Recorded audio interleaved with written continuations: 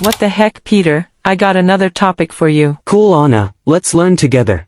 This topic is about how to handle error and exception when they occur. The cool way to do this to use try and catch block, Peter. Then, what about look function, Anna? Why did you create it? Tell me some use case of it. Sure, Peter, this function will take the input from the user and pass it to the prompt question function, which then check the input against the following use case mentioned and returns a value based on it. Okay, then using look function, you are able to match them against the returned value, right, Anna? Excellent, Peter. If some error occurs or input goes wrong, it will be thrown to catch block. It intelligently handles that. For left string we get the following output, and for right string as input. Let's see what will be the output.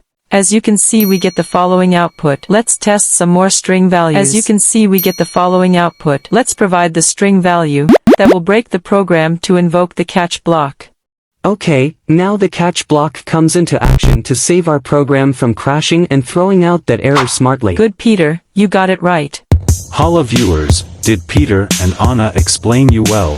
Then save and share this reel with your friends. Follow for more.